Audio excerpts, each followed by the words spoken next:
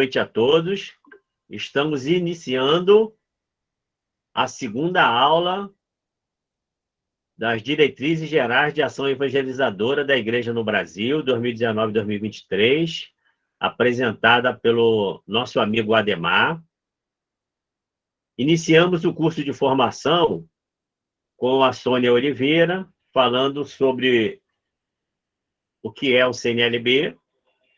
Depois tivemos o Rafael, falando sobre eleição.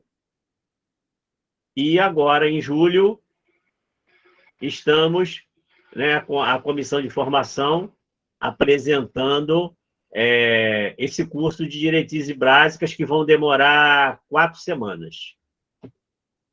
Então, agora vamos fazer a nossa oração inicial e logo depois o Ademar continua.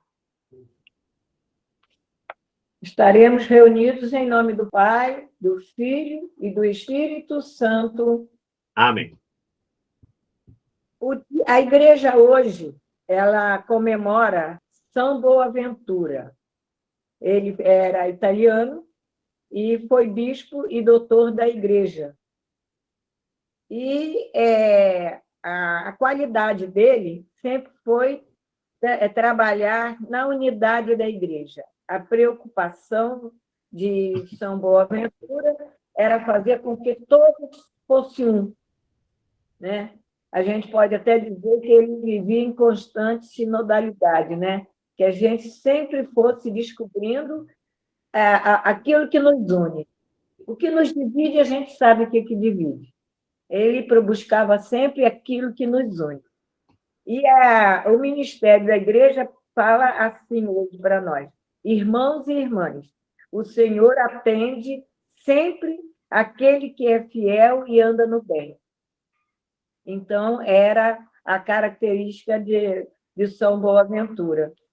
E o Evangelho vai nos falar, vou rapidinho, só para não se alongar muito, o Evangelho vai nos falar, é de São Mateus, ele falando que, certa vez, Jesus passou numa plantação, vou assim alternando, passou numa plantação e com os discípulos viram que tinha espigas de milho na plantação e começaram a pegar as espigas e comer, porque eles estavam há muito tempo caminhando e sentiram fome.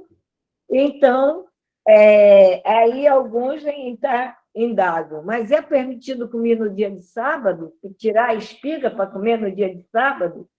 Jesus diz: nunca leste o que fez Davi quando ele e seus companheiros sentiram fome? Como entrou na casa de Deus e todos comeram os pães da oferenda, que nem a ele, nem a uns companheiros era permitido comer, mas unicamente os sacerdotes. Então, eu agora lendo aqui, né, a pedido de vocês, fazer uma oração, eu vi aqui, né? Quando é a fome, tudo se torna comum. É que a gente dá para tirar nessas entrelinhas de Jesus. Se está com fome, come.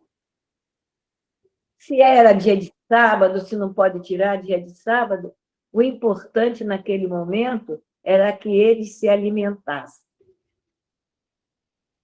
E com isso, não li todo o Evangelho, não. Só essa parte me fez refletir o seguinte: eu tenho um vídeo que mostra uma parte que Dom Helder está numa reunião no Rio de Janeiro, ele está numa reunião com menores de rua, e você sabe que toda vez que se reúne os menores de rua, a população fica assustada, né? E Dom Helder dizia assim, para aqueles que estavam criticando a reunião dele com os moradores de rua, com os meninos, eram os meninos de rua. Então, eu me lembro que Dom Helder dizia assim, e isso assustou muita gente quando ele afirmou isso. Ele disse assim: será que é pecado quando um menino passa e vê no seu pescoço uma correntinha de ouro, e ele puxa essa correntinha e vai vender, essa correntinha vai virar leite para o irmão dele. Aí é a mesma coisa aqui. Davi, certa vez, sentiu fome e comeu o pão da oferenda, o pão que era de Deus. Né? E Jesus disse assim, você acha que ele fez errado? Ele estava com fome.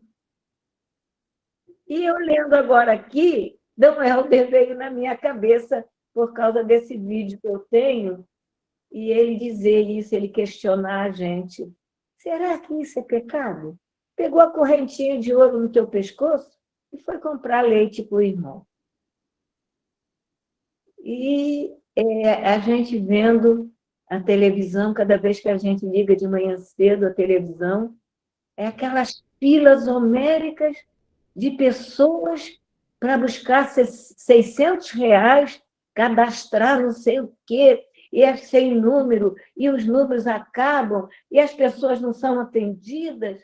E a gente vê, hoje eu estava olhando, de manhã quando acordei, estava olhando o jornal, e eu vi que tinha uma moça na fila questionando, e ela estava com um casaco de couro. Aí eu olhei assim e falei, poxa, um casaco de couro, e numa fila, aguentando tudo isso, para ganhar R$ 600.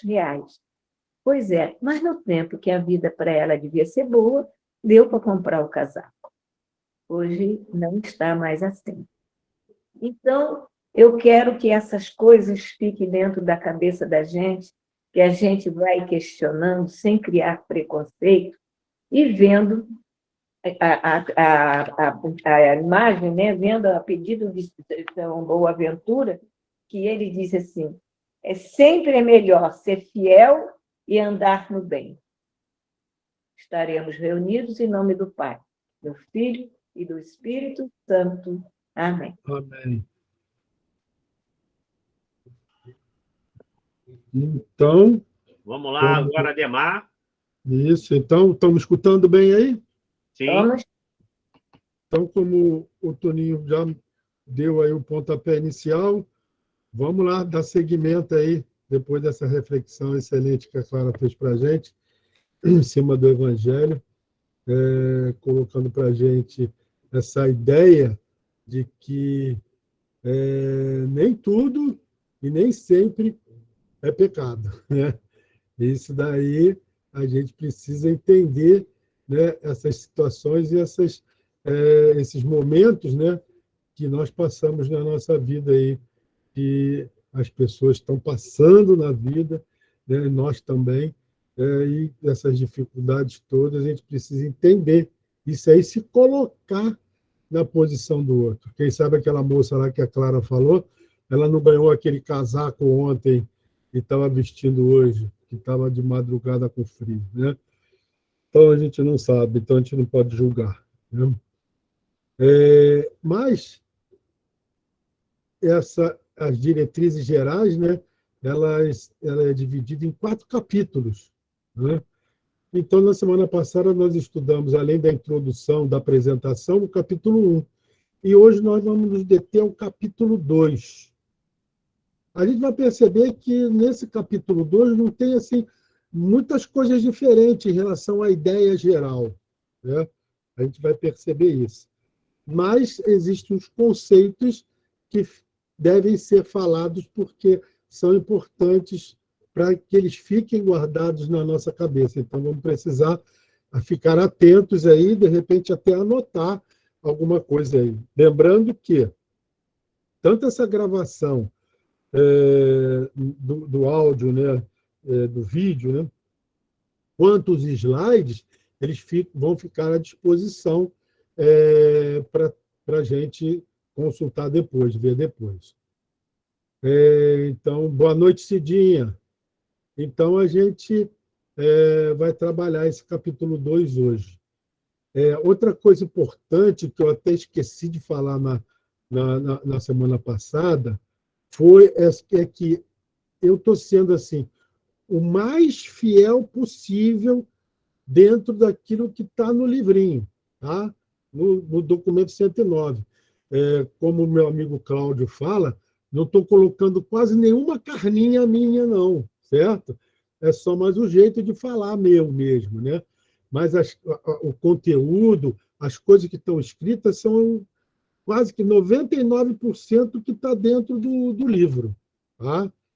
E outra ideia também que eu esqueci de falar e que a Jennifer me lembrou hoje é que esses slides eu peguei na internet que são da CNBB, tá? Está disponível na internet. É claro que aí eu fui olhando o livro e algumas coisas, li o livro inteiro, né?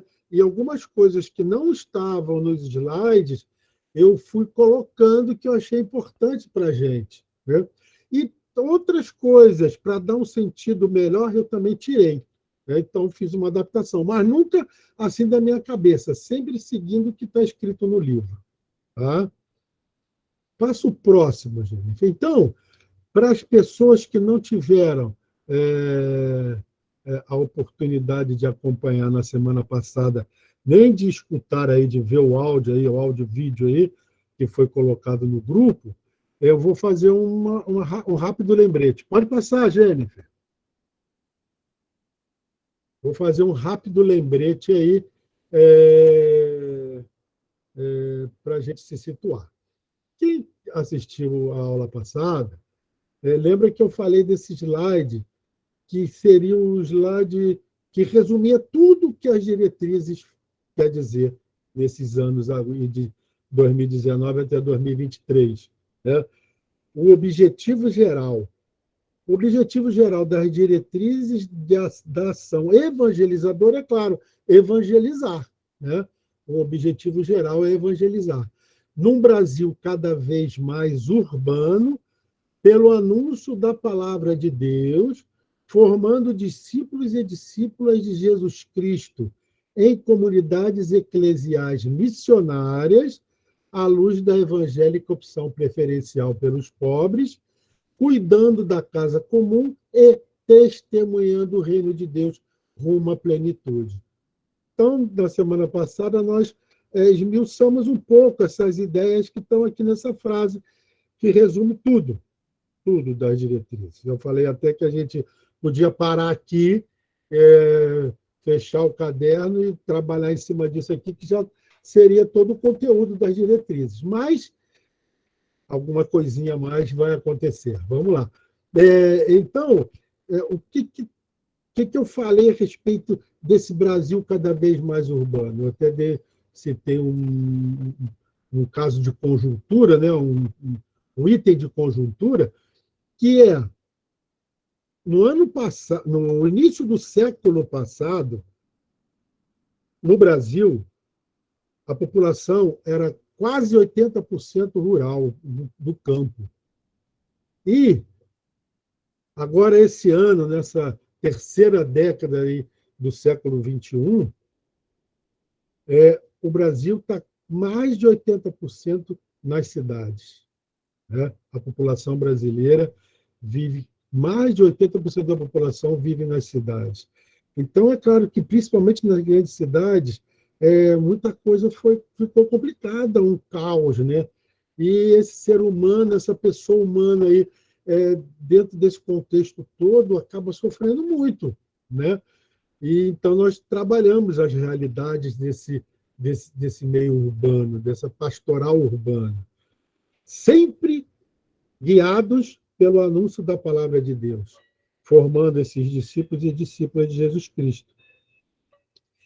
Aí uma ideia legal, as comunidades eclesiais missionárias, que as diretrizes chamam de casas, são as casas.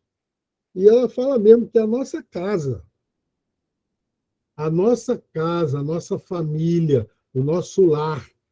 Ali tem que ser uma comunidade eclesial missionária, uma pequena comunidade, que deve estar sempre de porta aberta, né? À luz da evangélica opção preferencial pelos pobres, cuidando da casa comum, né, do meio ambiente, o nosso planeta Terra, e testemunhando o reino de Deus rumo à plenitude, com aquela ideia de que o reino de Deus não é depois que a gente morre, não. O reino de Deus é para acontecer aqui e agora. E Jesus Cristo veio mostrar para a gente que é possível. E ele mostrou claramente, objetivamente, que é possível a construção desse reino aqui e agora. Passa, Jennifer, por favor. Então, anteriormente, nós falamos que a vocação do cristão leigo e leiga é ser missionário. Missionário em saída. É atender o chamado de Jesus e anunciar o evangelho. Então, Jesus chama a gente sempre. Ele está sempre chamando. Às vezes a gente não consegue perceber, a gente não consegue alcançar, mas ele está sempre chamando a gente. É ser a igreja em todos os ambientes. Nós, leigos e leigas, precisamos colocar isso bem claro na nossa cabeça, que aonde a gente vai, a gente é essa igreja. Em todos os ambientes. Desde o ambiente familiar, na sua casa, né? No seu trabalho, no condomínio, na reunião do condomínio, né? No clube que você participa, no sindicato, em todos os lugares, né, que você vai, é o teu metro quadrado móvel, você tem que ser essa igreja, você é um representante dessa igreja nesse ambiente. E você tem que se portar de acordo. E, além do mais, você tem que saber o que essa igreja está falando, o que essa igreja está vivendo. E, por isso, a gente precisa de quê? Formação. A formação é importantíssima para o cristão leigo e leiga. É importantíssimo, porque só assim a gente vai poder ter base para contestar, para falar, para ensinar, para dizer, né, para você dizer exatamente o que a igreja faz no momento dessa realidade brutal em que vivemos, né? Da construção do reino de Deus aqui e agora. A comunidade eclesial missionária, a casa que eu estava falando aí, ela tem 4 pilares. Esses 4 pilares devem ser respeitados. É a palavra, né, o anúncio, o evangelho, né, o pão, né, o pão que aí a gente significa o pão com partilha, né, a caridade também, né, caridade, o amor, né, amor, a fraternidade, essa caridade aí, e a ação missionária, porque se a gente é uma comunidade eclesial e não tem uma ação missionária, uma ação de saída, de ir em busca do irmão que está caído na esquina, a gente não está sendo igreja, né? Então, essa comunidade eclesial missionária tem que estar sempre de porta aberta, tanto para acolher quem chega, e aí o acolhimento é importantíssimo, né? A pastoral do acolhimento, de como você receber as pessoas nessas comunidades, tanto na igreja, na paróquia, né? Na igreja particular, quanto na comunidade eclesial missionária, que é o que a diretriz está propondo aí como uma forma de caminhar melhor dentro dessa realidade em que vivemos. Essa igreja em saída. A pastoral urbana que nós falamos aí. Então, o capítulo 1 tinha como título exatamente isso, o anúncio do Evangelho de Jesus Cristo. Certo? Então, vamos dar continuidade e ir para o capítulo 2. Pode passar, Jennifer. No capítulo 2, o título dele é Olhar de Discípulos Missionários. Então, o capítulo 1 era bem o ver mesmo do método, né? Ver, discernir e agir. No capítulo 2, esse ver continua, né? Esse olhar de discípulos missionários. Aí já é um ver mais apurado, é um ver cristão, é um ver baseado no que Jesus Cristo disse, falou e fez, né? Ao ver as multidões, Jesus encheu-se de compaixão. Está lá em Mateus 9:36. No 2.1, ele fala assim, contemplar quer dizer, ver, avaliar, analisar, para depois sair em missão em um mundo que se transforma, né? Então, essa ideia aí do mundo que não é estático, ele está mudando sempre, ele sempre se transforma.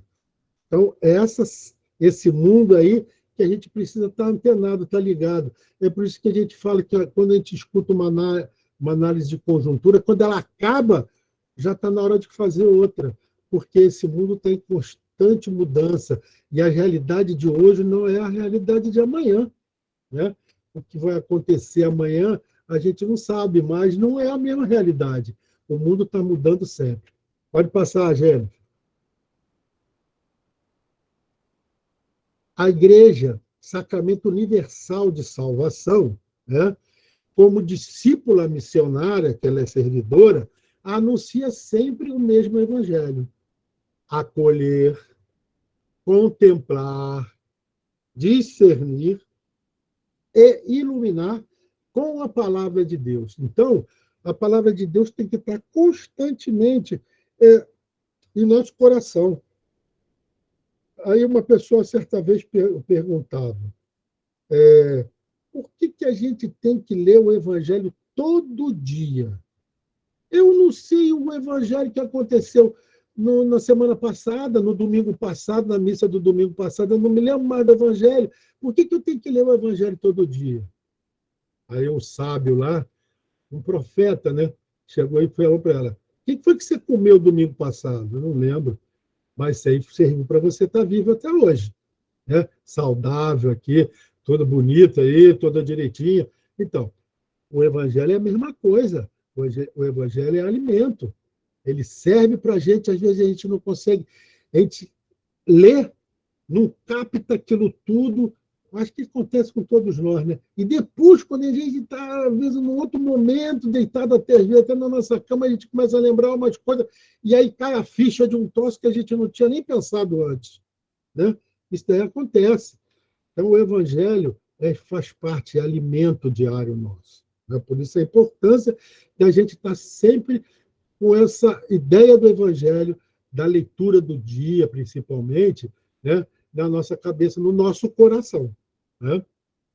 Porque os complexos elementos culturais, sociais, políticos e éticos que constituem a realidade, com as luzes e sombras, né? Tem luzes também, não é só coisa ruim, não, tem luzes também. Só assim ela vai conseguir chegar ao coração das pessoas. Se não for dessa forma, se a gente não tiver envolvido dentro da realidade da sociedade em que vivemos, se a gente estiver fora disso, só criticando, condenando aquelas pessoas que não conseguem entrar no caminho certo, a gente não vai chegar no coração delas. A gente não vai conseguir convencer elas, né? A gente não vai conseguir atacar a raiz dessas estruturas sociais malignas que nós estamos vendo aí, né, na nossa sociedade. Essas diversas culturas diferentes, e aí então a gente não vai conseguir mesmo. Então a gente precisa estar ligado nisso, perceber que para a gente estar dentro dessa realidade é preciso estar com Jesus Cristo no coração e entender que existem luzes e sombras, né, dentro dessa realidade. E perceber que ali tem uma pessoa, e ali é uma figura de Jesus Cristo, e ali é Jesus Cristo, né? Ali é Jesus Cristo. Estamos vivendo uma mudança de época, não é época de mudança, não, é mudança de época. Precisamos ocupar-se com as compreensões mais profundas a respeito da vida. É claro, a gente tem que ir fundo no processo, porque se a gente ficar na superficialidade, a gente só vai conseguir enxergar aquela parte ruim, aquela parte do copo que não está cheia, né? A gente só vai conseguir enxergar o lado ruim. Então, a gente precisa olhar isso daí com uma coisa de um jeito mais profundo, olhando mais dentro da raiz do que levou aquilo ali a estar acontecendo, né? O que levou aquela pessoa a estar morando na rua, né? Então, a gente precisa ver esse lado do ser humano, da família. E falando em família, né? Queria ter aqui mais uns 40 minutos só para a gente falar da família, né? A família aí que muda constantemente, a família que eu vivi, presenciei quando era criança e adolescente, é completamente diferente da família de hoje. A gente precisa estar antenado disso, senão a gente fica condenando todo mundo que está aí. Pô, a gente pensa só família, papai, mamãe, filhinho e o cachorrinho, né? Há quantas famílias aí que não existe a figura do pai? Quantas famílias que a mãe tem que sair para trabalhar e os filhos são criados pelas avós, pelos avós, né? Então, essa realidade, essas coisas diferentes da família, a gente precisa entender e aceitar, né? E compreender, melhor do que entender, compreender, né? A fim de interagir com a realidade em vista do crescimento do reino de Deus. Esta é a missão de toda a igreja, né? O crescimento do reino de Deus. Pode passar, Jennifer.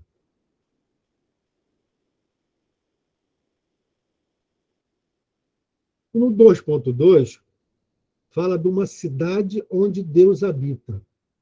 E aí você começa a parar e pensa, porra, Deus habita lá naquela pobreza, Deus habita naquele ladrão que entrou na farmácia e deu um tiro no dono da farmácia, Deus habita naquele cara, naquele gringo francês que maltratou o porteiro, né, que não tinha feito nada, e ele maltratou. Deus habita nesse monte de pessoas culpadas de feminicídio dentro da nossa sociedade. Deus habita, Deus habita, Deus está ali, Deus está ali. E a gente precisa entender e separar, discernir, né, o bem do mal, mas a gente tem que olhar o bem, porque senão a gente fica só com o mal, aí é muito ruim. Se nós, que somos os cristãos, leigos e leigas, comprometidos com esse processo de criação do reino de Deus, a gente tem que entender esse lado bom e o lado ruim do processo dentro da realidade da nossa sociedade. Não é fácil, não, tá? Falar aqui é molinho, e falar para vocês é fácil, fácil, fácil. Eu falo aqui, não há tranquilidade, a gente sabe disso. Mas, quando a gente chega lá, na realidade do mundo, e tenta falar alguma coisa, é muito complicado. As pessoas não conseguem entender.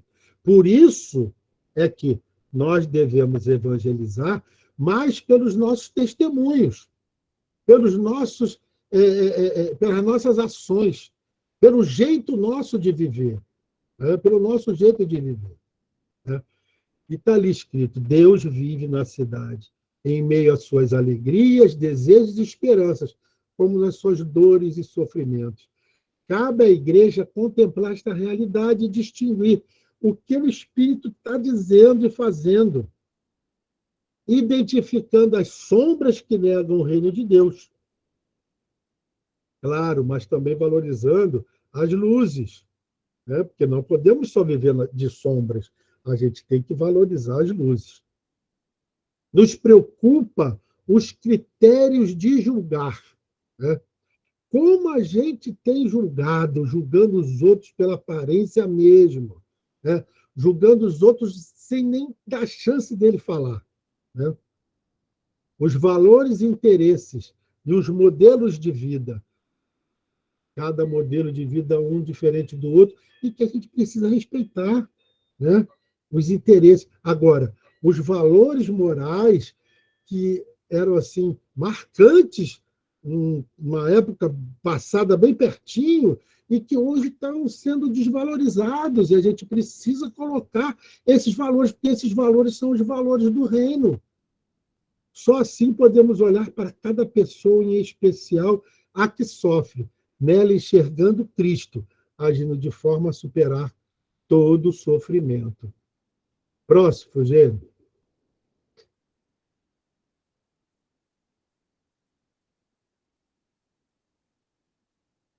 Muito bem. No 2.3, fala a vida na grande cidade mundial, né? o mundo das grandes cidades, uma mentalidade que nela é gerada, é formada, uma mentalidade assim bem diferente da mentalidade da pessoa que mora lá no campo, na zona rural, né? Há um tempo atrás, a gente costumava ir muito para uma cidade em Minas, e lá perto de Muriaé, na realidade chama Patrocínio de Muriaé. E lá era uma roça, bem roça mesmo, e bem gostoso, bem legal de a gente viver lá. E a gente, escutando as pessoas que lá moravam, né, a gente via como o tempo é diferente. Certa vez lá deu uma chuva e caiu uma pedra não, um barranco, né? Rolou no meio da estrada e quase que impedia de passar. Carro não passava, só passavam as carroças, carro de boi, né? E aí, falaram assim, pô, nós temos que limpar aquela estrada. Porque se a gente for esperar a prefeitura vir aqui com máquina para limpar, vai demorar muito, a gente precisa limpar aquela estrada. Ah, tá. Então vamos marcar uma reunião para a semana que vem, para a gente combinar como a gente vai fazer. Olha o tempo deles. Se fosse aqui, no meio da nossa cidade, se rolasse aquilo ali, no mesmo dia tinha que estar limpando, porque senão é um caos, para tudo, o trânsito acaba com a cidade, atrapalha tudo, a vida de todo mundo. Então, o tempo é diferente, né? O tempo é diferente. Então, a gente precisa estar ligado nisso. E que nós, nessa loucura de cidade grande, precisamos estar antenados nessa rapidez que as coisas acontecem, né? E que dentro disso tudo existe uma individualidade, essa individualidade que não é ruim, não. Tá? Essa individualidade que é boa, que é característica de cada um de nós. Eu não sou parecido com o Toninho. O Toninho não é parecido com a Clara. Nem a Clara com a Jennifer, nem a Jennifer com a Marilda. Né? E assim sucessivamente. Nós somos seres individuais. Nós temos cada um jeito. A gente veio de uma família diferente, de uma família. A gente dizia isso na pastoral de noite. Você vem de uma família diferente, conhece uma moça, um rapaz de uma família completamente diferente, e os dois se juntam e tem que dar certo. Né? Olha que situação complicada de difícil. Né? Mas a gente precisa entender essa individualidade de cada um de nós, esse jeito de cada um de nós, que é irrenunciável e insubstituível. Tá? Agora, quando essa individualidade enfraquece o convívio, a fraternidade, a comunhão, por causa de quê? Do egoísmo, de você só pensar em levar vantagem, né? Aí passa a se chamar individualismo. Aí eu quis colocar esse desenhozinho aí, meio estranho aí. Por quê?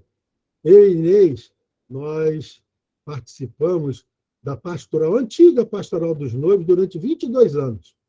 Né? Aí na Diocese de Nova Iguaçu, lá perto da Clara.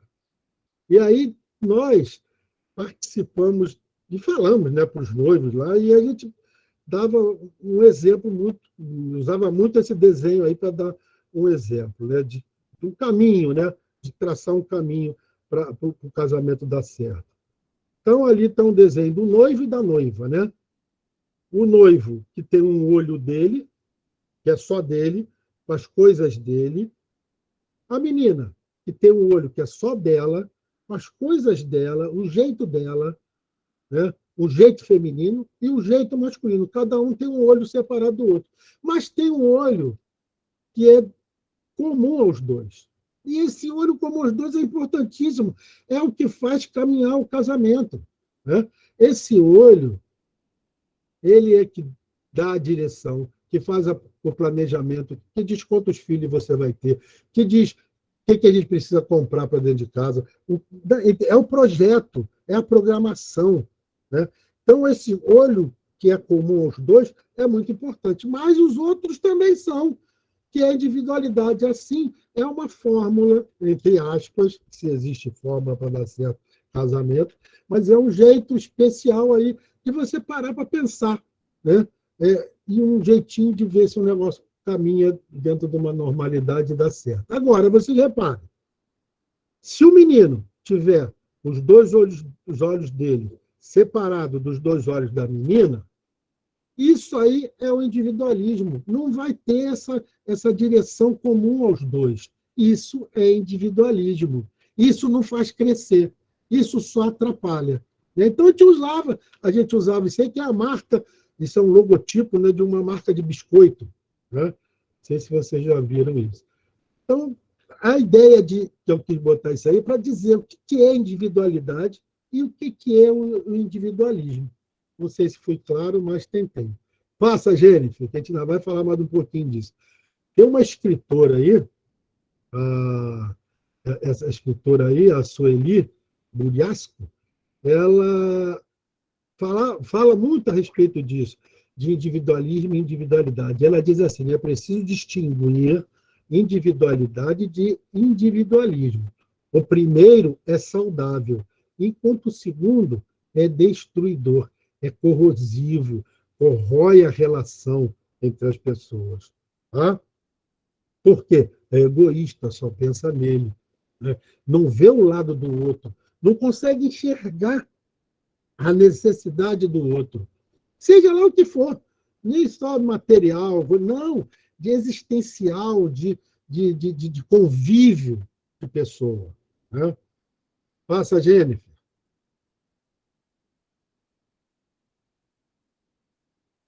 Então, existe uma outra relação que é também bem complicada dentro dessa realidade aí que nós estamos vivendo, que é a relação do Estado e do mercado. O mercado aí, como dinheiro, poder, capitalismo, né?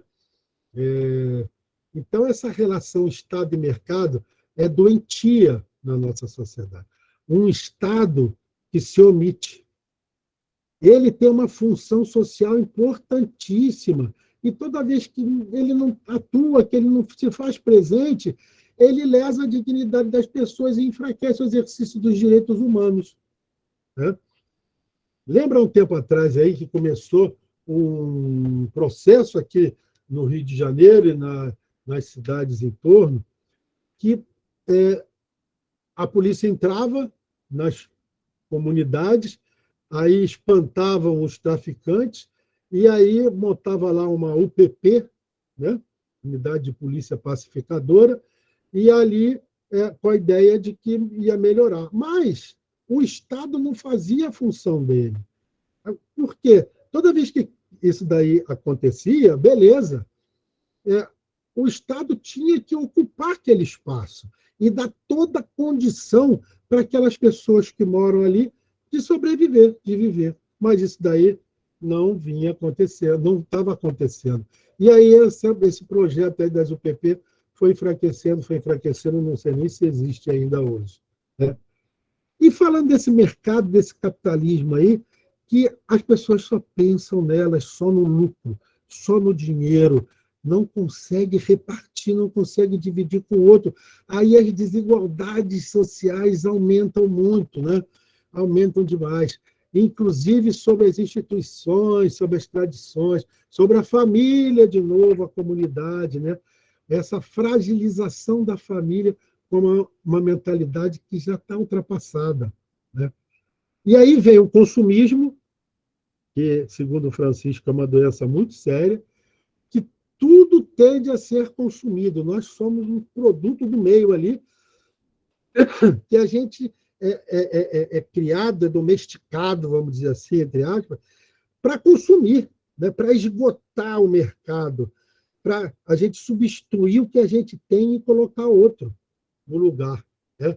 Você vê os próprios telefones celulares, quando a gente compra um, já tem um outro que é mais moderno e tal, e a gente já começa a olhar aquele outro, a gente nem acabou de pagar aquele um, já está com a ideia de comprar um outro.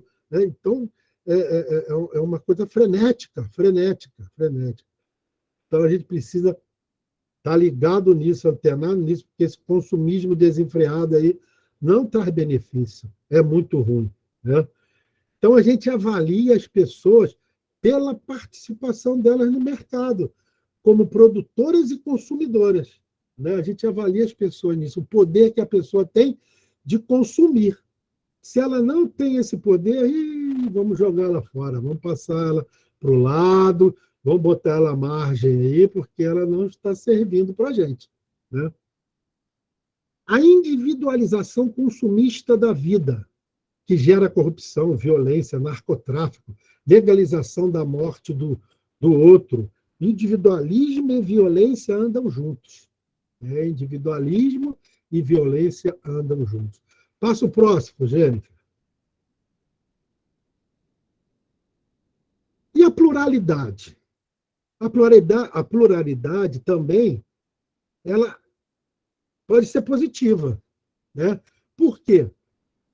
Nós somos diferentes, nós somos semelhantes, mas não somos iguais.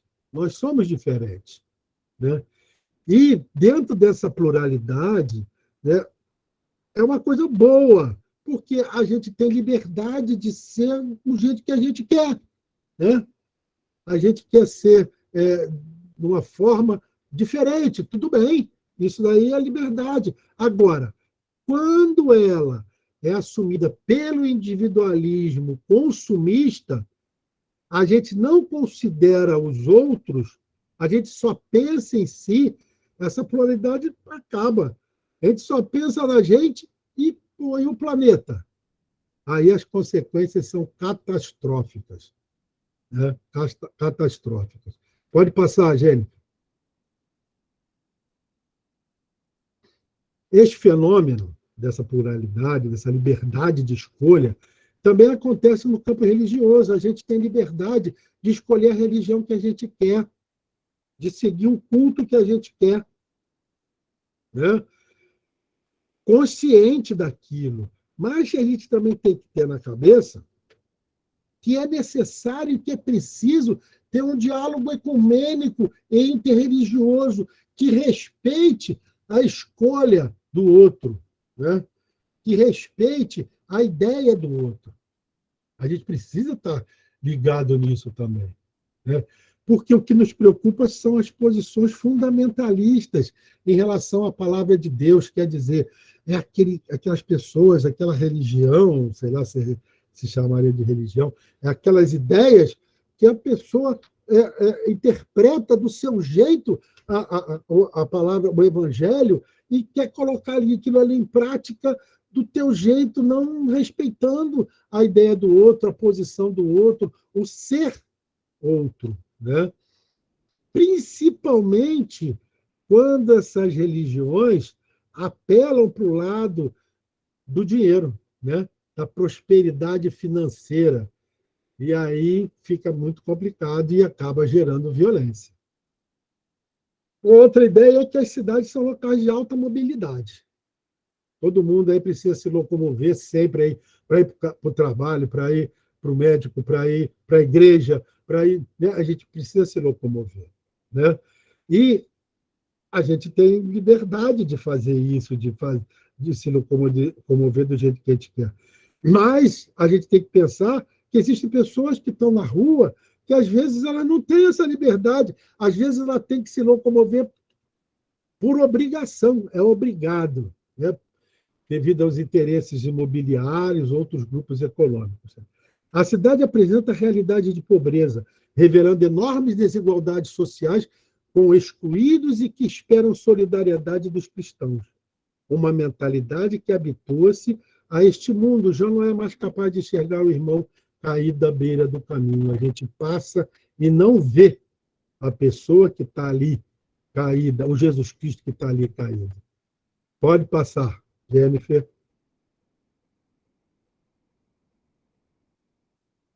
A pobreza que se expande apresenta várias formas de sofrimento, né?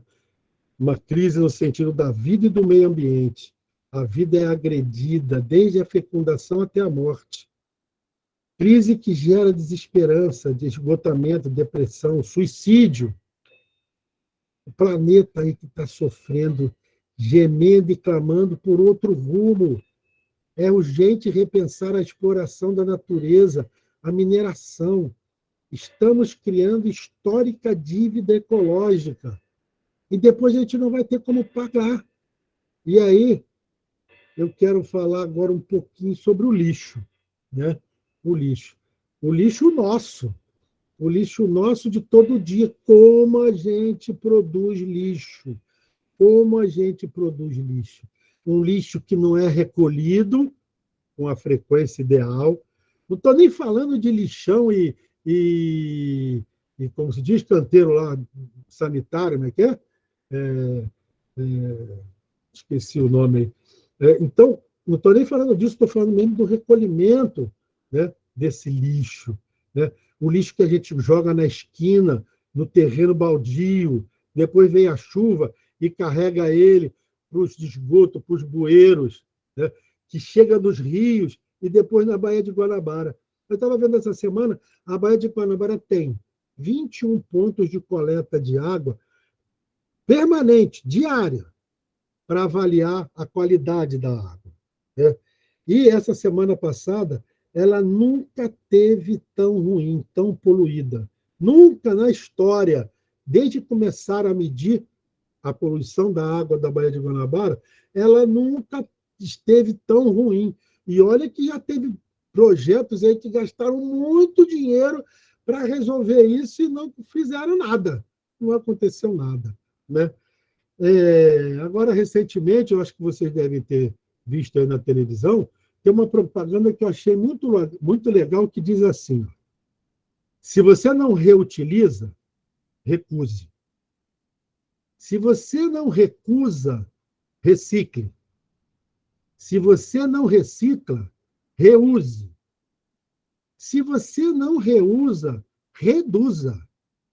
Se você não reduz, não. Se você não recusa, não reusa, não reduz e não recicla, repense. Mais lixo, menos saúde. Mais lixo, menos futuro. Menos é mais. Uma atitude de todos. Né? Então, a gente precisa pensar sobre esse nosso lixo de todo dia aí, se a gente está reciclando, se a gente está fazendo a nossa parte, se a gente está juntando lixo em demasia, né? O que fazer para diminuir isso, como reutilizar, como reciclar, é por aí. Pode passar, gente. Estou passando aqui com o mouse. E falando dos jovens, eu conversava até com a Jennifer aqui nos bastidores, né, a respeito um pouquinho disso. Os jovens são os que mais sentem na pele essa confusão toda que a gente está falando aí. Essa competição desordenada, cruel, né, violenta que existe dentro da nossa sociedade. Você vê, na minha época é até estranho de falar, mas quando eu fiz o vestibular, né, já era super concorrido. Imagina hoje. Né? É um funil mesmo para aqueles que não conseguem entrar na faculdade. Né?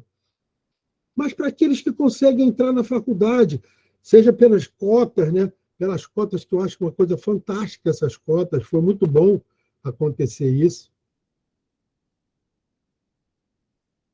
Os que entram na faculdade, que tem aquele que escolhe a profissão, que tem os sonhos na sua cabeça, no seu coração, os projetos para depois, quando acabarem, quando eles se formarem, de fazer acontecer, de ser alguém dentro da sociedade, de produzir alguma coisa, de fazer uma coisa diferente. Quando eles saem da faculdade, cadê o emprego?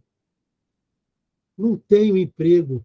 Isso gera uma frustração, isso gera um conflito, isso gera que a gente não consegue perceber e entender isso na cabeça do jovem. É preciso se colocar na cabeça desses jovens que eles vão trabalhar nas coisas que eles não se prepararam, um emprego completamente diferente, porque na área deles não tem. Olha só que loucura e que barbaridade isso. Né? É preciso a gente repensar essas coisas também. Passa, gente. A verdade é relativizada e individualizada. Por quê? Antigamente, verdade era verdade. Agora, verdade é fake news. E a gente não consegue perceber essas fake news. São tantas, tem até programa na televisão para falar o que é fake news e o que não é. Das notícias tantas que a gente escuta aí pela internet, pelas mídias, né? Esse monte de verdade, entre aspas, que na realidade não são verdades. Né? Pessoas e grupos ficam sem referências objetivas, reféns do mercado oportunista. Valores como a honestidade, a integridade, a abnegação, correm o risco de serem absorvidos pela mentalidade de só pensar em si. O trabalho, aí voltando ao trabalho de novo, o trabalho pode acabar sendo visto somente como meio de conseguir renda, sem ética, sem função social e até mesmo de realização pessoal. Foi o que eu falei ainda há pouco. Passa, Jennifer.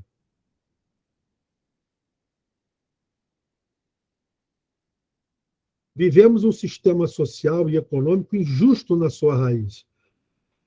O mal consentido que vai se expandindo e vai minando silenciosamente as bases de todo o sistema. E aí sim gera exclusão, gera desigualdade, atingindo a dignidade humana dos que são considerados excluídos e explorados, e até supérfluos e descartáveis. Faz-se necessária a redescoberta dos caminhos de uma autêntica democracia. A autêntica democracia, com justiça social, através da participação das garantias institucionais do bem comum, da liberdade de expressão e do respeito às diferenças. Passa, Jennifer. Eu passei porque aquele pedacinho final ali já foi falado. No 2.4, o Senhor está no meio de nós. Nossa fé, e somente pela fé, é que reconhecemos o Jesus Cristo presente e atuante em meio a esta complexa realidade. Nossas forças de resistência e resiliência. Todo mundo sabe qual é a diferença de resistência para resiliência? Sabe? Vou falar rapidamente aí. Resistência é a capacidade que a gente tem de suportar, de resistir mesmo, né, os problemas que essa realidade nos impõe. Né? E a resiliência é a capacidade da gente se adaptar a esses problemas e com isso conseguir ultrapassá-los. Né? Então, resiliência está ligada à capacidade de adaptação. Né? Então, são capacidades que nos ajudam a não se deixar vencer, com criatividade para se reinventar e descobrir novos caminhos que apontam para atitudes culturais de resistência que valorizam mais as pessoas que o consumo. A obediência a Deus e as tendências e modismos do presente. Compreender o jeito de agir e pensar com a solidariedade que cura as feridas, com a palavra profética e o anúncio do Evangelho. Aí, repetindo o anúncio do Evangelho. Passa, Jennifer. Já estamos terminando, tá? É preciso ter um novo estilo de evangelizar. Por quê? Esse estilo que a gente vem utilizando aí, dentro mesmo do catecismo, a Clara está aí para ser prova disso, no catecumenato, né? Não convence mais a pessoa hoje em dia. Você precisa ter uma outra forma de transmitir esse evangelho, de outra forma de mostrar os dogmas, a doutrina da igreja. Claro, aí entra a doutrina social da igreja. Né? Se você não entrar na realidade junto das pessoas, você não vai conseguir convencer a elas. Essa iniciação à vida cristã aí é altamente complexa hoje em dia. A catequista hoje tem que girar a baiana, rodar a baiana, para poder fazer o negócio acontecer. É complicado. Né? A conversão pastoral está fazendo abandonar as estruturas ultrapassadas da transmissão da fé. Né? É claro que se, num meio, numa paróquia, uma comunidade, em que isso aí estiver acontecendo e está dando certo, você está chegando nas pessoas, bom, continua. Mas dentro da cidade, principalmente na cidade grande, isso daí é muito difícil de estar funcionando, né? De estar sendo convincente, né? Então, ele precisa se adaptar. A Igreja do Brasil precisa investir ainda mais no discipulado e na missionariedade. Discípulos missionários em saída. Assembleia Eclesial da América Latina e do Caribe, né? Discípulos missionários em saída. Passa, Jennifer. Então, Deus habita na cidade. A nossa fé afirma isso, que Jesus está no meio de nós, né? A gente percebe isso, eu sinto isso. Mesmo com a dura realidade, mesmo dentro dessas coisas ruins todas que nós falamos aí, né? Jesus Cristo não está dormindo. Ele não nos abandonou, ele caminha junto da gente. Ele capacita a gente para fazer. Por isso a gente não pode ter medo, né? A gente não pode ter medo. A gente tem que realmente fazer acontecer. Pela força do Espírito, o reino anunciado por Jesus se faz presente. A gente não pode ficar tranquilinhos dentro dos nossos templos, acomodados ali assistindo televisão e deixar que as coisas vão acontecendo. É urgente ir em todas as direções para proclamar que o amor é mais forte e não as armas. O amor é mais forte, não o ódio. O amor é mais forte. Bom, pessoal, era isso aí que eu queria falar do capítulo 2, né? Então, agora, como é de costume, a gente vai ter uns minutinhos aí para a gente abrir para comentários, fazer perguntas, se eu souber responder, né? Então, está aberto aí para a gente participar, cada um dá o seu tostão. Aí eu sei que motivou e mexeu no coração de todo mundo e a gente precisa colocar isso para fora. Vamos lá. Vou fazer da filhinha aí.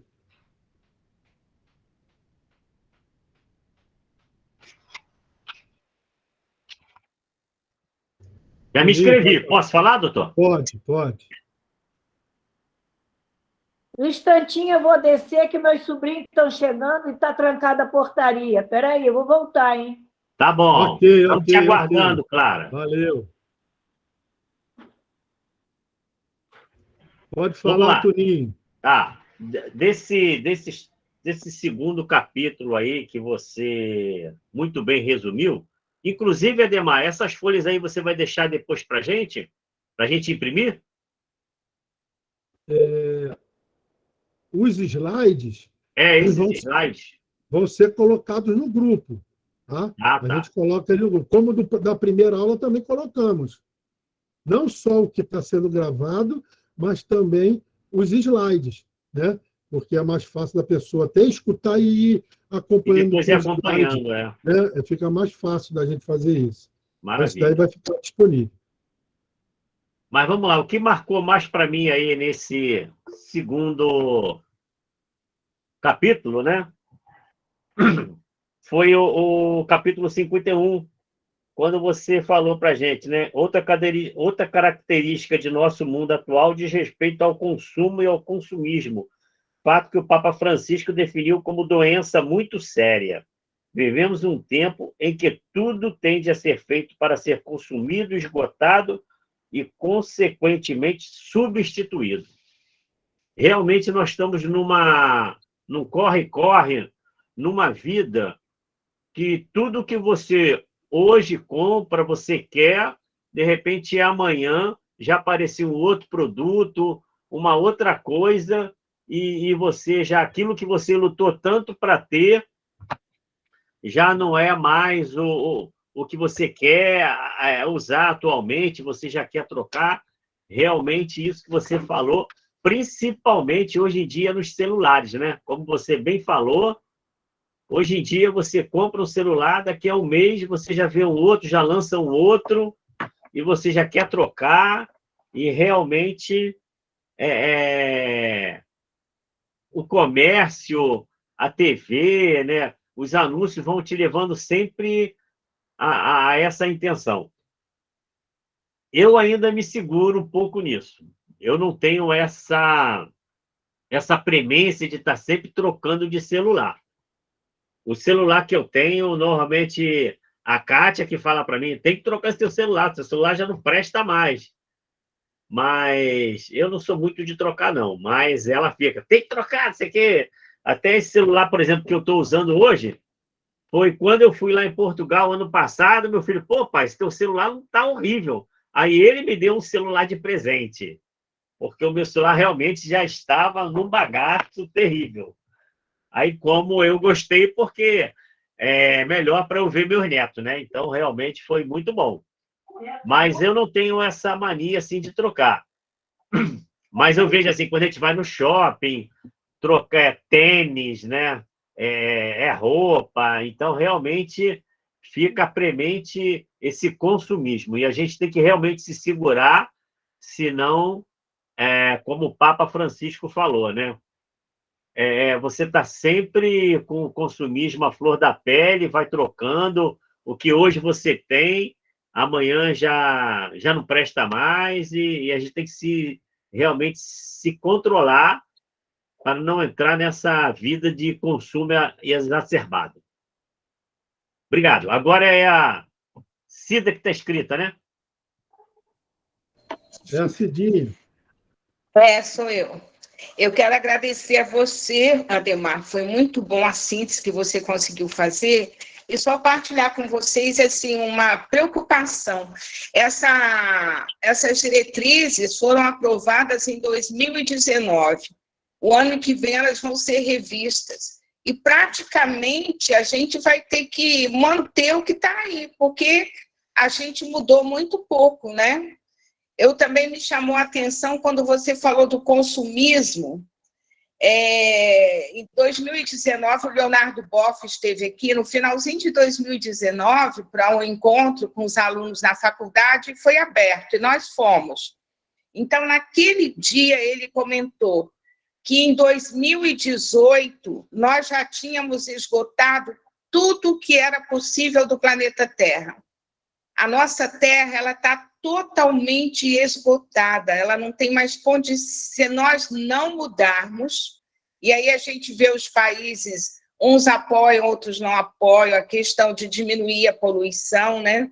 Mas ele falou em 2019 que em 2018 o nosso planeta já estava totalmente doente, totalmente esgotado. E o Brasil, ele produz 240 mil toneladas de lixo por dia. Nós somos um dos países que mais produz lixo, 240 mil toneladas. Esse número dobrou em 15 anos. Há 15 anos atrás não era dessa forma, esse número dobrou e atualmente está nessa faixa de 240 mil, 250 mil toneladas por dia. Então, eu penso que é um trabalho que nós cristãos, nas nossas comunidades, quem tiver oportunidade, aqui na nossa comunidade a gente fez uma coleta de lixo eletrônico tem mais ou menos uns 15 dias. Eu acho que nós precisamos ter, assim, algumas iniciativas, mesmo que elas sejam pequenas, né, para que a gente possa contribuir com o nosso planeta, porque senão as futuras gerações nossas vão... Nem sei o que vai acontecer. E em Volta Redonda, no domingo, nós vamos fazer a passeata do pó. Os filtros da CSN estão todos estragados, os filtros. Então, a poluição em Volta Redonda está, assim, demais da conta.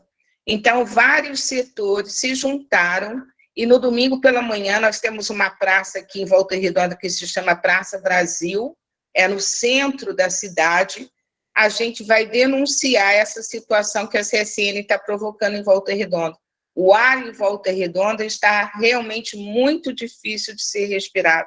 As doenças alérgicas, né, elas são muito grandes, muitas pessoas. Então, eu agradeço a você, Ademar, foi muito bom e, ao mesmo tempo, partilhar essas coisas com vocês. Obrigada. Mais um, quem é a Clara? É a Clara ou a Geralda? Eu não sei. É a Clara, depois é a Geralda. eu quero voltar ao slide, o primeiro slide, quando o Demar colocou, que ele falava na missão. O que ele colocava ali para a gente é como começou a nossa igreja. É do Atos dos Apóstolos, capítulo 2, de 42 a 47. Como é que eles viviam? Eles tinham que, depois que eles descobrem que, de fato, Jesus ressuscitou, né? E após Pentecostes, eles foram viver em grupos. Depois, mais tarde, que se pensou em igreja, era em grupos. Era grupos de irmãos. Eles iam viver como irmãos, viver na oração, na fração do pão, que era a Eucaristia, a partilha de bens e a partilha da palavra de Deus, que era o livro sagrado deles.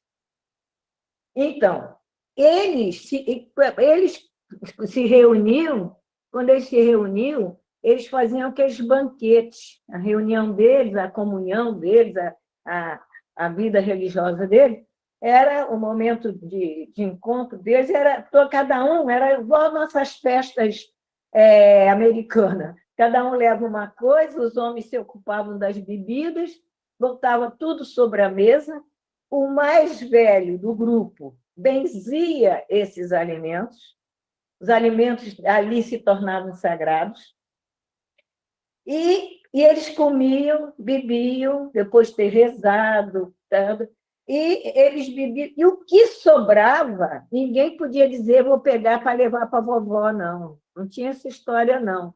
O que sobrava, a família mais pobre levava tudo para casa, porque o pobre tinha mais direito ao sagrado, porque o alimento se tornou sagrado.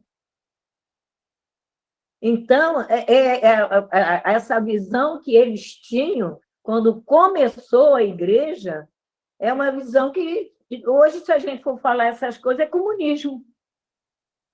Mas a visão deles não podia. Se eles estavam se considerando irmãos, não podia haver necessitado entre eles.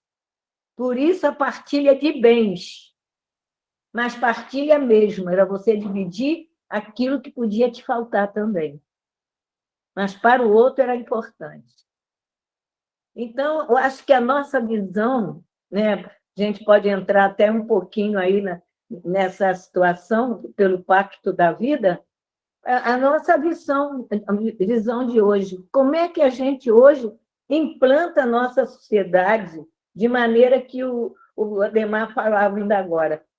Como é que as nossas crianças hoje veem a igreja? Como é que as crianças hoje veem na igreja? Eu sou catequista há milhões de anos.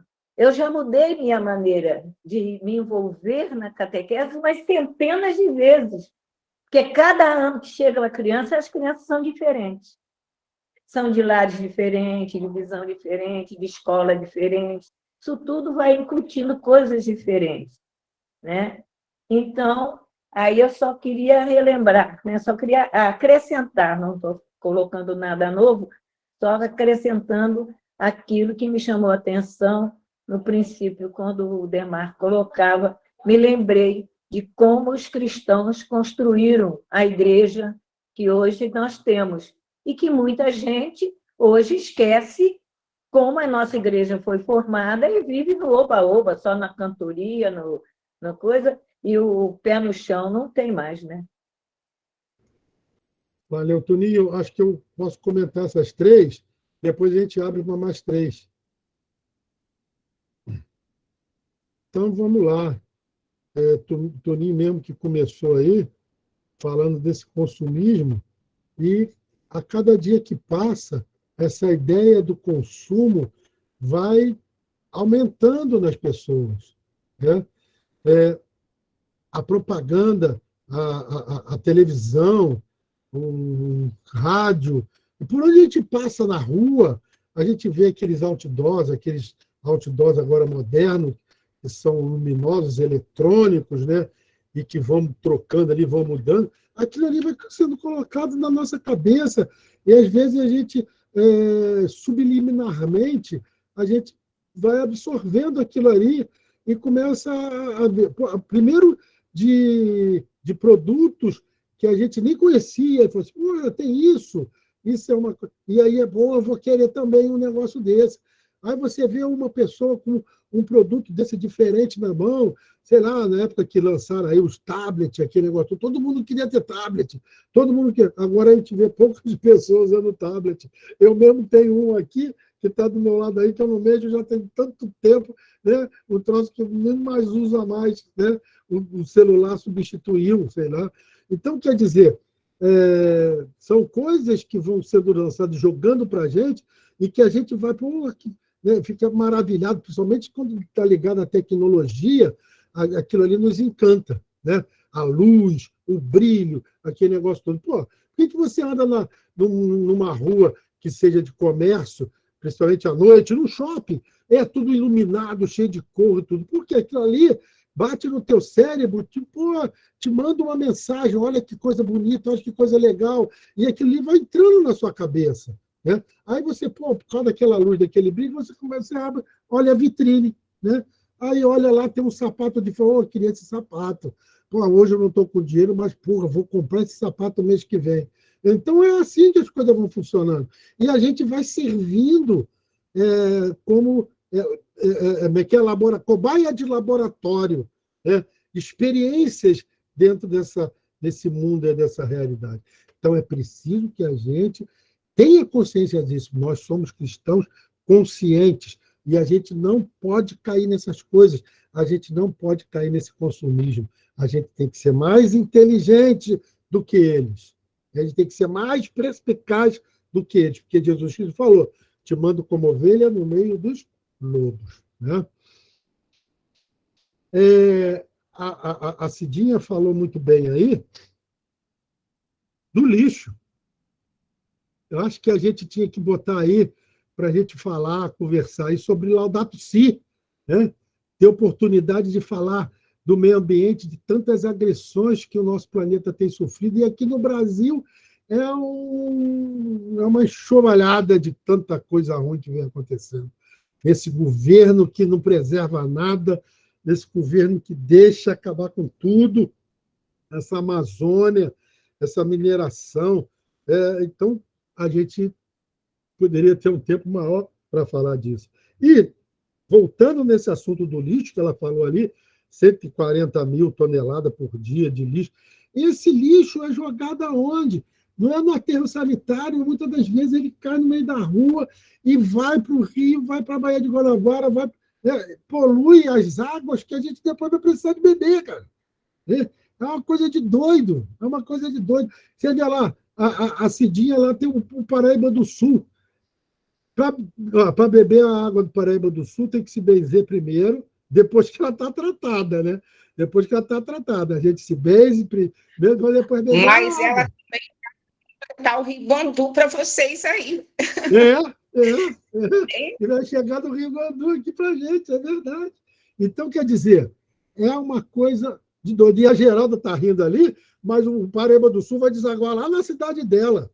Vai acabar lá na cidade dela. Entendeu? Já todo poluído, todo escancarado, todo triste. Né? Então, a gente precisa realmente se preocupar com essa realidade aí do nosso lixo. Né?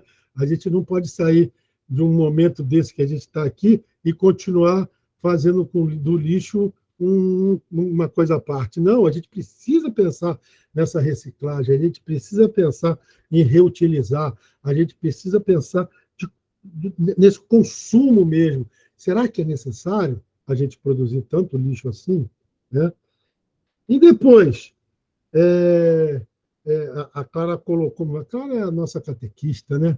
Ela foi lembrar exatamente de quando a igreja começou. Né?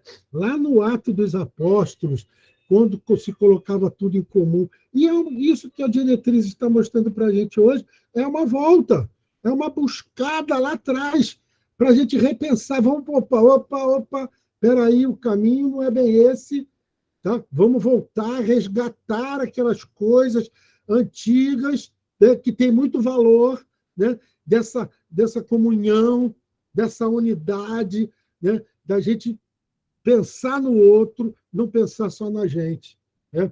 Uma igreja que é pequena, que começa nas casas, como começaram os primeiros cristãos. Né?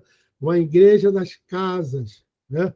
A comunidade eclesial missionária é a igreja das casas. É menor do que a SEB. Falar assim, mas já tem a SEB. Não, mas ela é menor do que a SEB. A SEB já está ficando muito grande para as cidades grandes. Né? Então, a gente precisa de uma coisa menor, porque, como eu falei na aula anterior, as pessoas se abrem melhor, elas se sentem melhor, elas conseguem se colocar melhor quando a coisa parece mais família, quando a coisa é menorzinha, onde o aconchego é melhor. Né? Aí é preciso realmente que a gente tenha essa ideia da casa, né? Dessa ideia, a ideia dos Atos dos Apóstolos. Certo? Beleza. Vamos abrir para mais aí. Agora é três. Geralda. Geralda. Boa noite, pessoal. Boa noite. Primeiro, eu queria agradecer a partilha da Cidinha e da Clara, né, que é exatamente tudo isso que a gente está vivendo mesmo. Eu não estava rindo, não, Ademar. Aqui está de chorar, meu amigo. Eu queria também te parabenizar pela forma como você fez essa formação hoje. Eu acho que às vezes eu pareço reclamona, mas eu acho que é isso que, para mim, Ademar, é isso que é formação entre nós, sabe? É um grupo que cada um tem a sua caminhada, cada um tem os seus conhecimentos, e um colega partilha e a gente completa. Então, eu acho que é isso aí que é, para mim, dentro do conselho, é isso que é formação de verdade, sabe? E eu queria falar também dos mesmos, praticamente, assuntos que a Cidinha e que a Clara já colocou, porque, assim, a parte quando você coloca que a igreja não pode ser mais a mesma, né? Eu também não sou catequista mais, mas eu fui catequista há muitos anos. E eu acho que a gente tem pecado muito na linguagem mesmo, porque se insiste em fazer uma igreja que não cabe mais, né? Como você estava colocando, não cabe mais. Então, a forma como você falou, eu fui adolescente, criança, hoje, eu falo hoje, Ademar, que eu não tenho, e assim, eu não quero colocar todas as realidades no mesmo saco que o meu, sabe? Eu sei que e eu tenho me preocupado muito com isso, com essas individualidades que as igrejas estão se tornando. Porque eu estava comentando com um amigo essa semana, eu fiz lá, participei no Maranhão. Então, quando eu chego de volta na minha realidade, Ademar, é como se eu vivesse uma outra igreja diferente.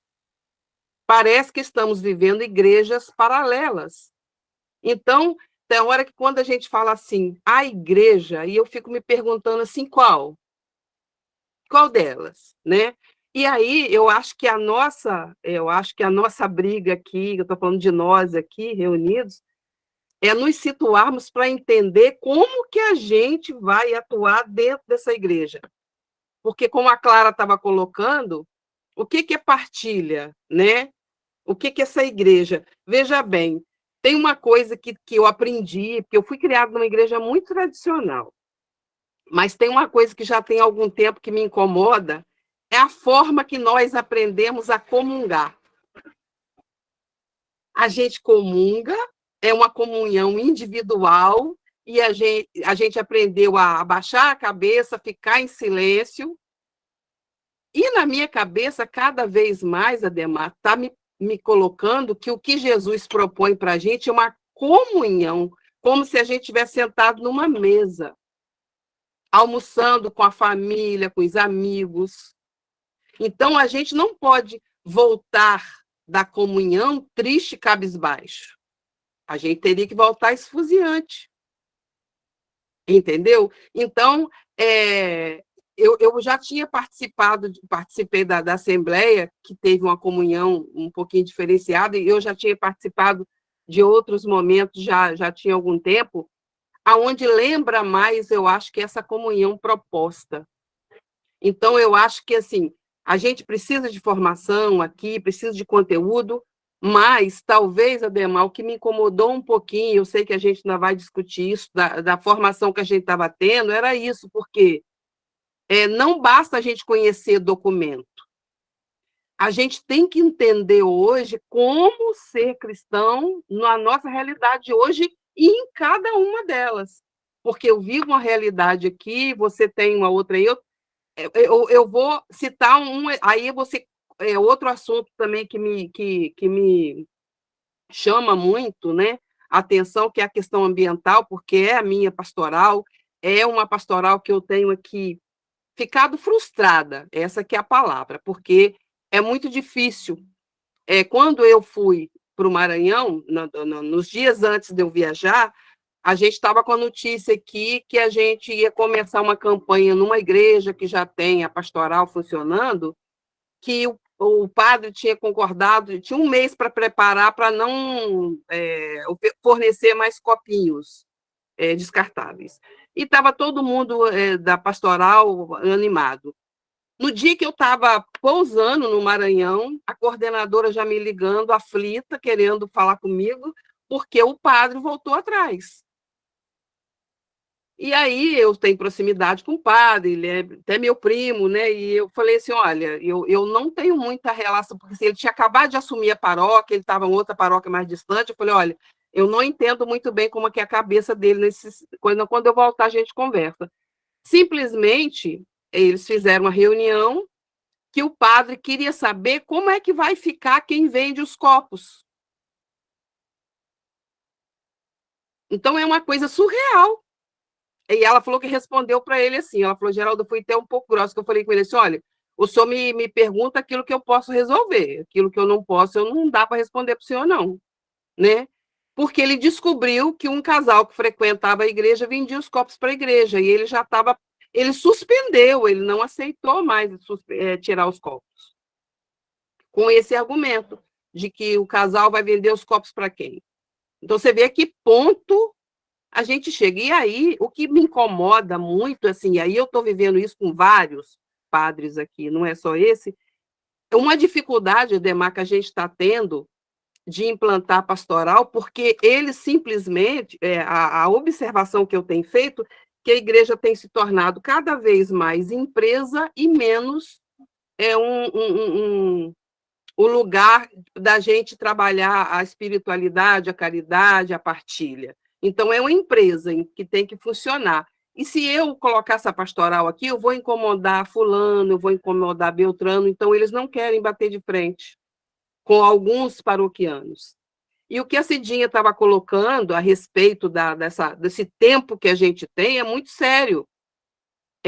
Se não me engano, nos meus estudos, que eu acompanho muito de perto algumas coisas, parece, Cidinha, que agosto do ano passado foi o tempo assim, limite para o planeta consumir o que ele tinha para consumir.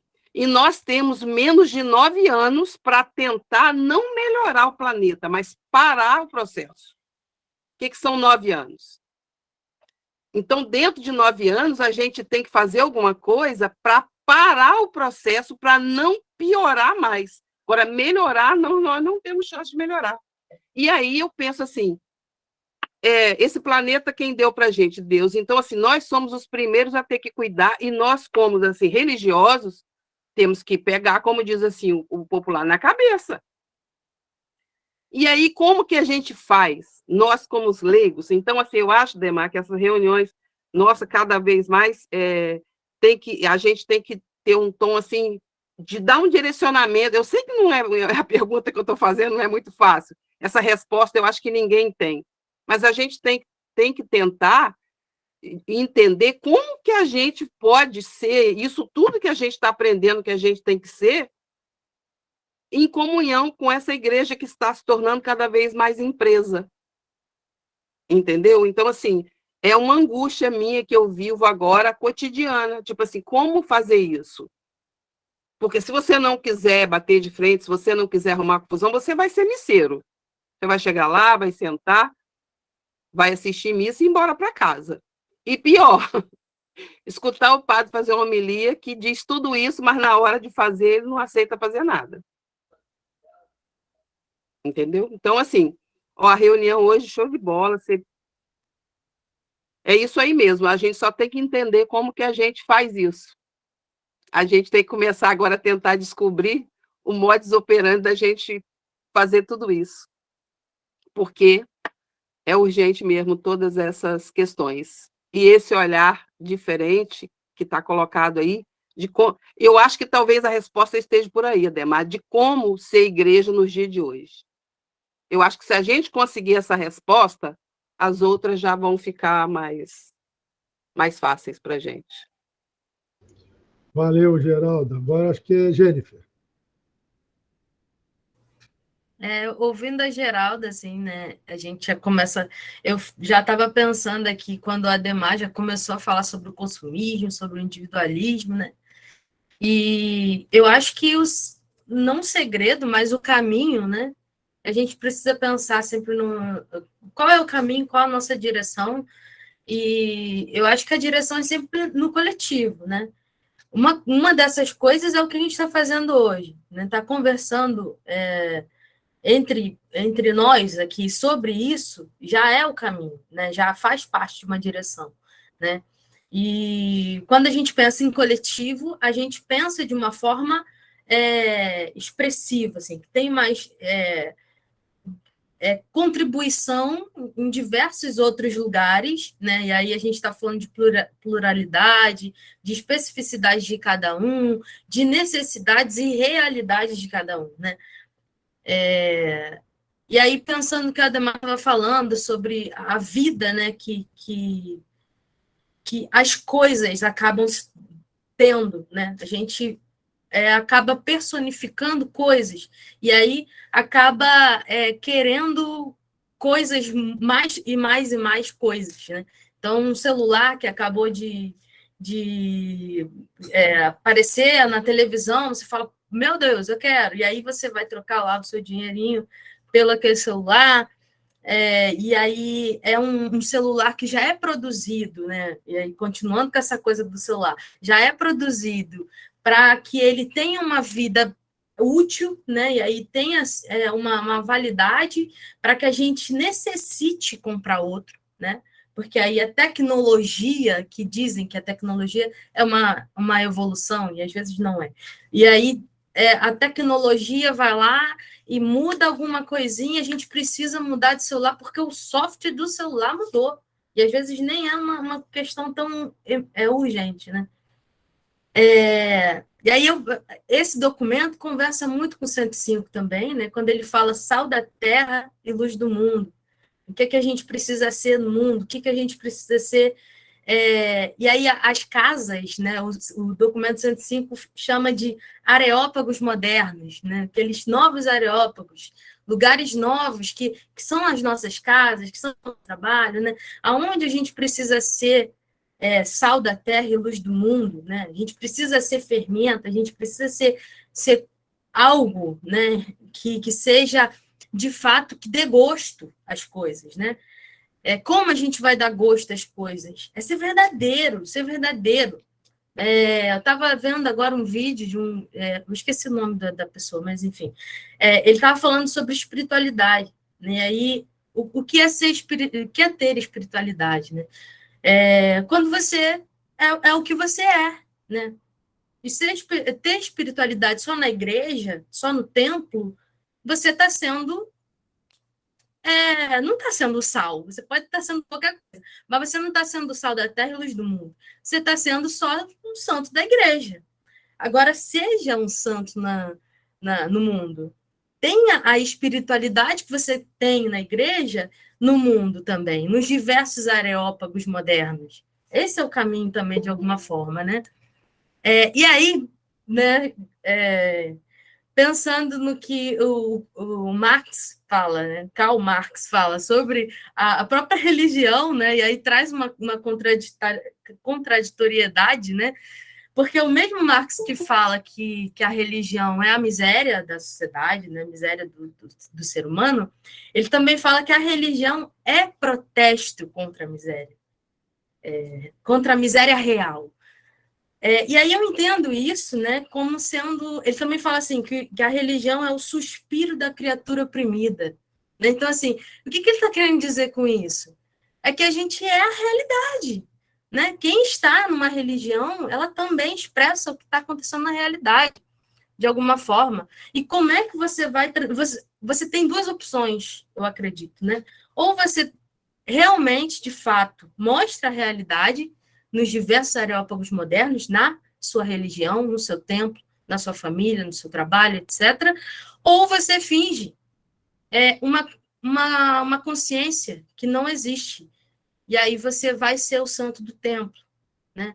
Você vai ser aquela pessoa que vai não olhar para a realidade. Você não vai olhar para o que está acontecendo, para as questões ambientais, para as questões sociais. Você vai simplesmente fechar o olho e vai fazer o que a Clara está falando. A gente vai fazer o louvor lá, vai ficar cantoria, etc., e não vai ter um senso crítico sobre o que a gente está fazendo, sobre o que a gente está consumindo, sobre o que a gente está falando nos outros lugares, né? Então, é muito legal isso, assim, dá muita coisa na nossa cabeça para a gente pensar sobre muitas coisas. Ok, vai, Clara. Então, vocês falando em Eucaristia, vocês me provocam, né? Vocês são danadinhos, né? Mas eu já fui daquelas, no outro tempo, que a gente acabava de comungar, voltava da mesa da comunhão, de olho fechado, cabeça baixa, tropeçando pelo meio da igreja, e a gente, ao longo da vida, a gente vai estudando, a gente vai se atualizando, a gente vai vendo que quando eu recebo o corpo de Jesus, eu me torno um templo sagrado naquele momento, me torno. E o templo sagrado não é para mim, eu não comungo para mim, eu comungo para a sociedade, para a comunidade. Então, eu tenho que voltar da mesa da comunhão, olhando pelo menos aquelas pessoas que estão naquele momento na igreja, porque o meu compromisso é com eles. Eu não preciso comungar para mim, eu preciso comungar para ter força para viver para o outro. Viver para mim, Deus dá o meu alento, mas eu preciso de força porque o outro precisa de mim. E se eu me torno um templo sagrado naquele momento, o meu templo é do outro, não é meu. E a gente se embute em nós mesmos como se a comunhão fosse só para mim. Ela não é minha, ela é da comunidade. Amém. Poxa, como eu aprendo com vocês. Vocês são professores impressionantes, né? Quero dar boas-vindas aí para o Josemar, o Antônio Félix, mais alguém aí que chegou aí que eu não captei. Pessoal chegando agora, não sei se estava em outra reunião, mas chegou uma galera agora no final. Foi o Japeri parou ali e desceu um monte de gente. Legal. Eu queria comentar, a primeira coisa que eu queria falar para Geraldo é que adorei essa frase, Geraldo. A igreja não pode mais ser a mesma, né? A igreja não pode mais ser a mesma, não. Né? Temos que nos adaptar. Né? Como a Jennifer aí, eu digo, Jennifer, jovem na juventude dela, peso 4. Né? A gente tem peso, eu pelo menos tenho peso meio, o Ninho, o Antônio, peso meio. A Jennifer não, a gente tem peso 4, é a jovem. E ela ensinou para a gente uma porção de coisa hoje aqui. Né? Como falou legal, desse coletivo, né? Que ela colocou ali, de ter mais força com esse coletivo. A gente junto, a gente é mais, a gente consegue mais coisa.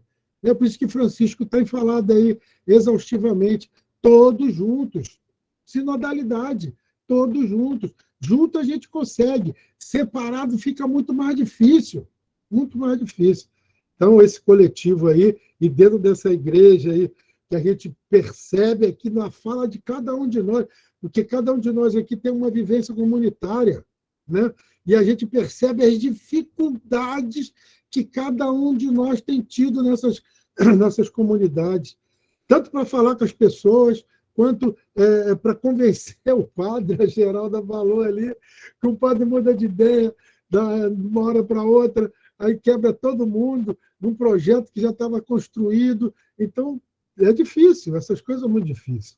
Mas a gente precisa se adaptar. É a resiliência. A gente precisa se adaptar, né?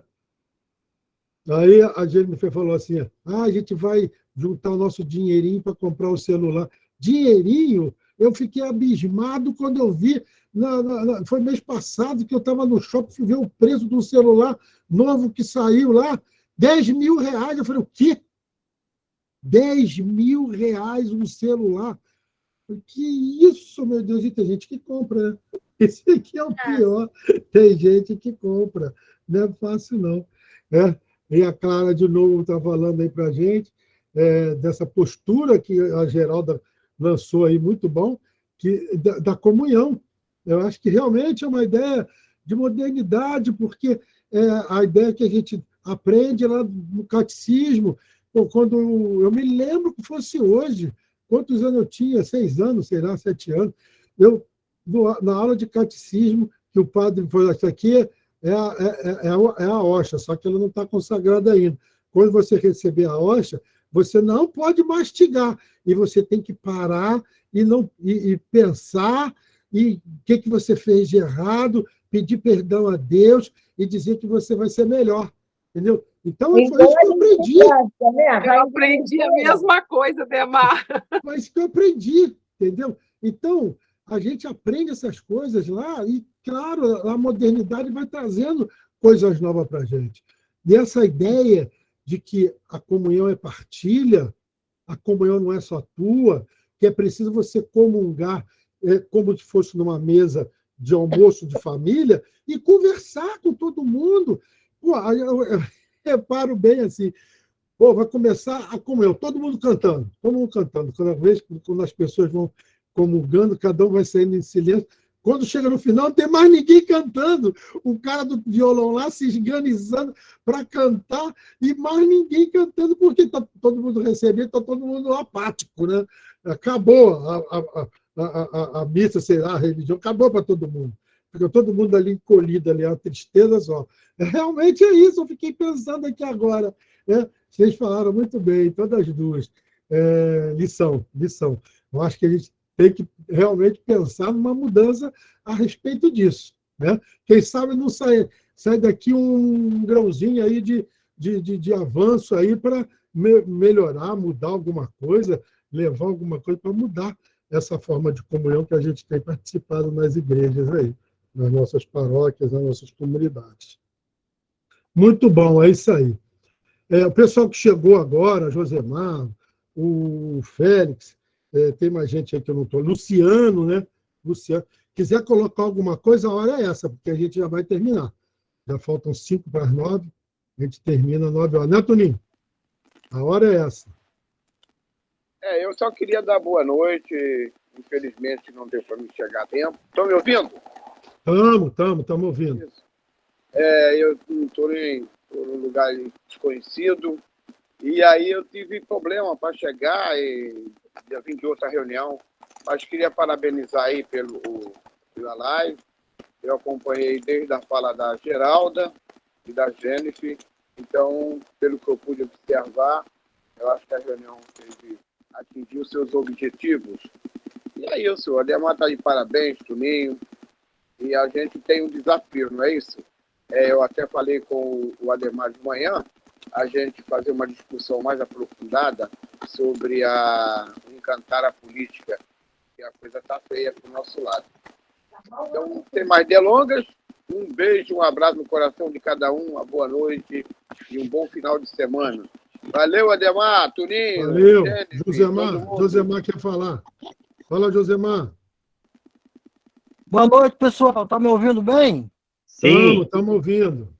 Ok, queria pedir desculpa aí pelo atraso aí, mas tive um evento também antes aí, mas gostei muito dos comentários aí desse povo de Deus aí, e parabenizar pelo esse estudo do documento, né? O documento é fundamental. Às vezes fico meio triste que eu não vejo o pessoal falar, estudar documento para quê? O pessoal da igreja, os bispos se reúnem, fazem o documento, e fica alguém perguntando por que se dá documento. É o diálogo. Eu botei um texto aí no chat, depois se o pessoal quiser ler.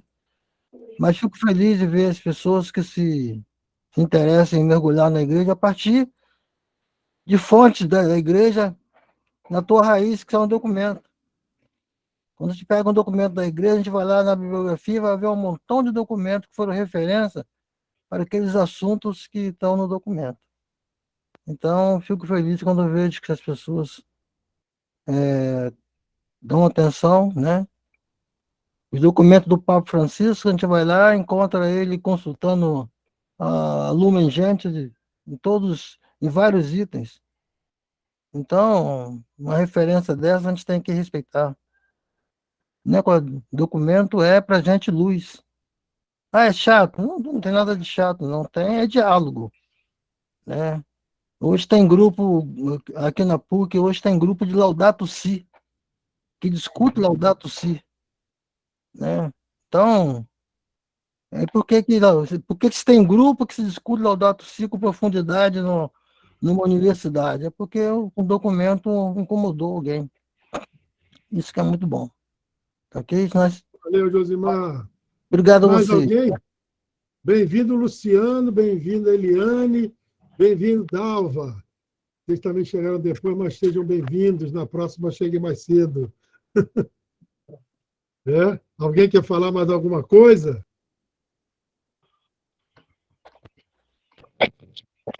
Não? Então, nós vamos encerrar, né, Antônio? Toninho, com o informe aí sobre o Encantar Política, né? Isso, exatamente.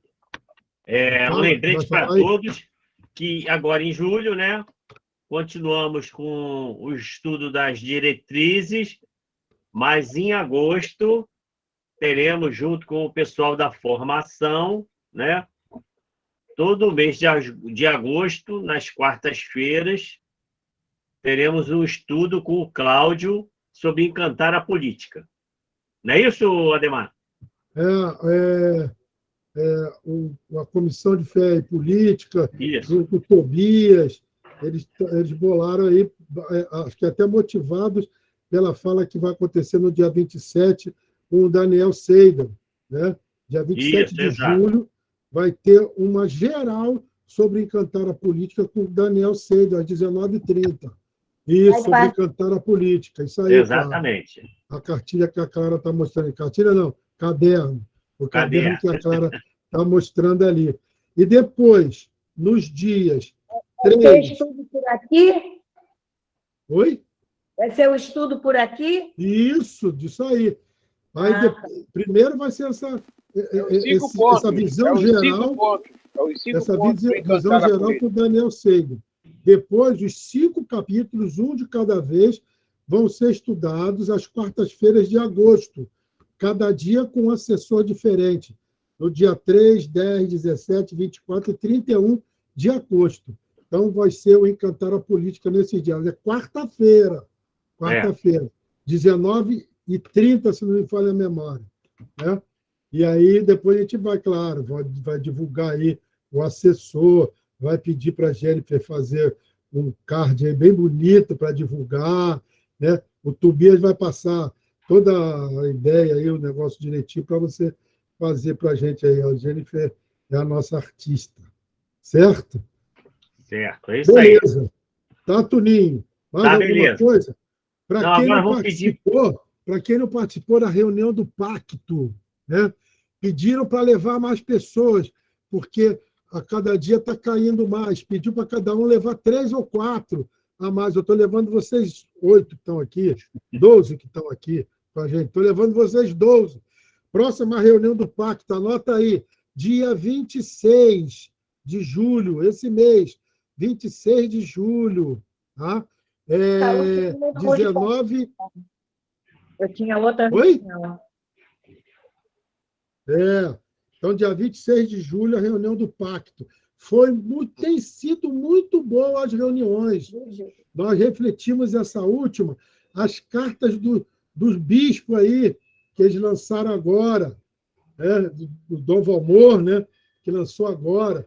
Então, nós discutimos aí a carta, que foi muito legal, um crescimento muito bom, foi bem interessante. Tá? Outro anúncio, hein, Tuninho? Dia 18 de julho, anota aí, 18 de julho, pelo YouTube, às 19h30, vai ser o primeiro encontro, primeiro não, mas um encontro sobre o grito dos excluídos, que está aí nas portas, né? Dia 7 de setembro já está chegando. A gente precisa discutir sobre o grito dos excluídos. A gente vai estar lá no YouTube nesse dia 18 de julho. Certo? E é segunda-feira, né? Segunda-feira. 18 de julho, segunda-feira. É isso. E a Inês chegou aí, sem o machado e sem o martelo. Ó. A Toninho falou que viu você passando com o machado e o martelo para ir para a reunião do condomínio. Pode falar que está escutando.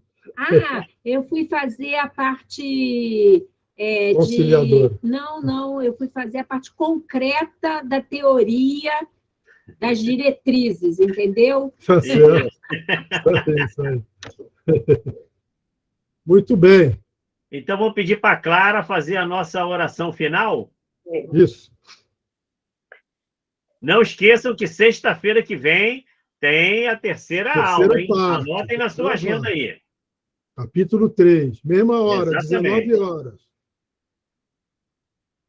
Seguindo o exemplo de São Boaventura, procuremos proclamar a fé que ele abraçou e praticou durante todo o seu ensino da doutrina que ele nos ensinou. Pai nosso que estás no céu, santificado seja o vosso nome. Venha a nós o vosso reino. Seja feita a vossa vontade, assim na terra como no céu. o O pão pão nosso de cada dia nos dai hoje. Perdoai as nossas ofensas, assim como nós perdoamos a quem nos tem ofendido. não nos nos deixeis cair em tentação, mas livrai-nos do mal. Amém. Ave Maria, cheia de graça. Graças, o Senhor é convosco. Bendita sois vós entre as mulheres.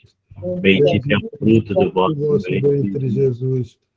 Santa Maria, Mãe de Deus, rogai por por nós, pecadores, agora e na hora de nossa morte. Amém.